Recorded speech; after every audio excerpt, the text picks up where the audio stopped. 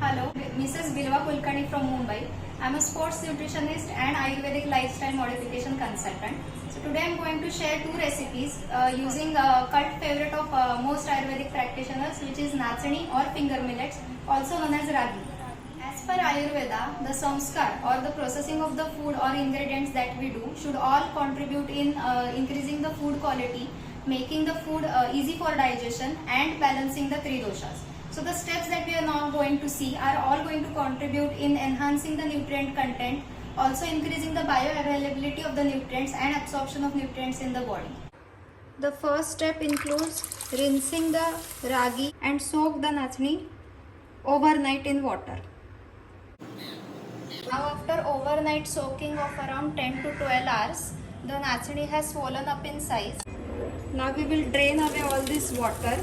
Simply wash the nachni under running tap water and keep it in a shady and cool place. It takes around 24 to 36 hours to sprout nicely, and you have to use this colander which has small pores so that it can have nice aeration effect as well. You can see this is the ragi sprouts after 24 hours. So it is around 30 hours that we kept it for incubation or sprouting. It did really well.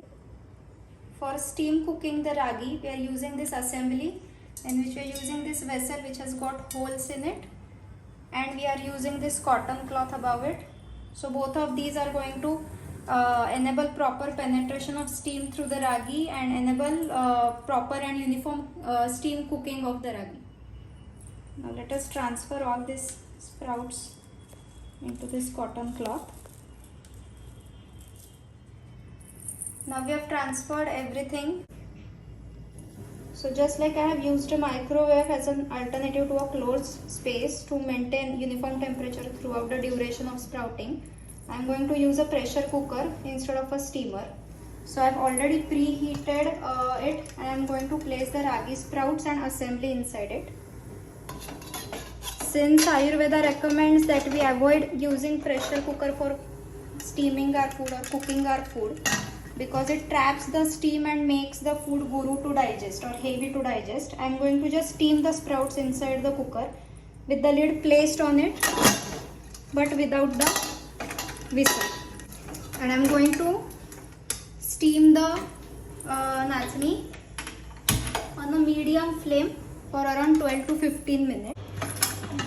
Let us get our ragi out. It has been properly steam cooked.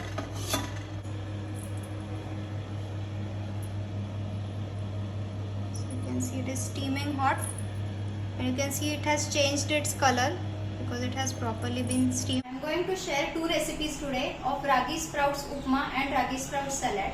So the first recipe is ragi sprouts upma, for which I am going to use this mud pot for cooking. Ayurveda recommends the use of earthenware for cooking purpose as they have various health benefits and add nutrients to the food. Now let us take a look at all the ingredients. I first heated the pot, and now I am going to put in 2 to 3 spoons of coconut oil, because coconut oil has Shita Virya, which is beneficial for summer season and especially good for balancing Vata and Pitta dosha. Also it has good amount of MCTs or good fats. Once the oil is heated, I am going to put in a small amount of rai, because in small amounts it will help in balancing aggravated kapha dosha as it has ushna virya. Once the rai starts spluttering, I am going to add in kadi patta, which helps in aiding or improving the digestion and also adds the aroma. Now I am going to add chilies. They have to be used sparingly because they have tikshna guna and have pungent or katurasa. I am going to add in a pinch of hinga or asafoetida, which will help in balancing aggravated vata dosha. Now I am going to add in chopped onion.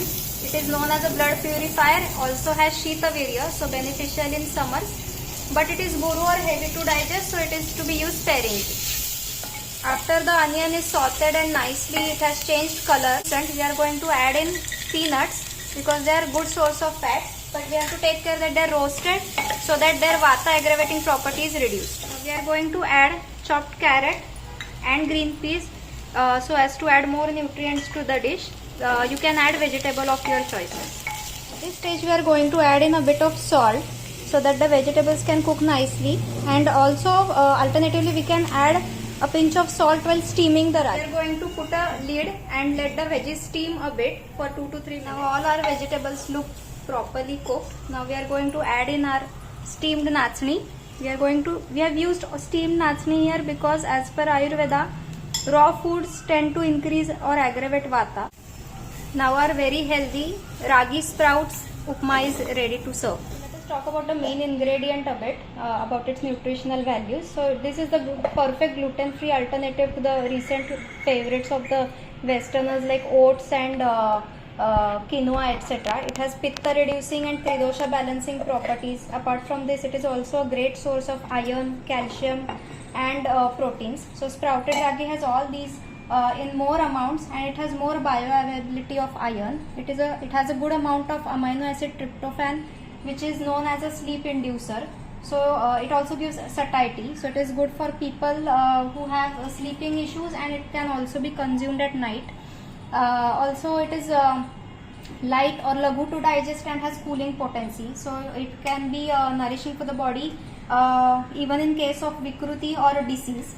It has a good amount of fiber and is good for weight loss. The recipe is sprouted and steamed ragi salad. So for that, the main ingredient is obviously the sprouted and steamed ragi. Chopped capsicum, cucumber, tomato, boiled corn, chopped raw mango with walnuts, pudina leaves and fresh lemon juice, along with black salt and some amount of linseed or flaxseed oil, which is a good Indian and local option for olive oil.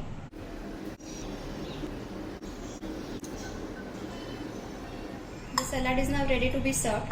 So one recipe was a traditional upma recipe, and another is a salad which can have a global acceptance as a fusion recipe.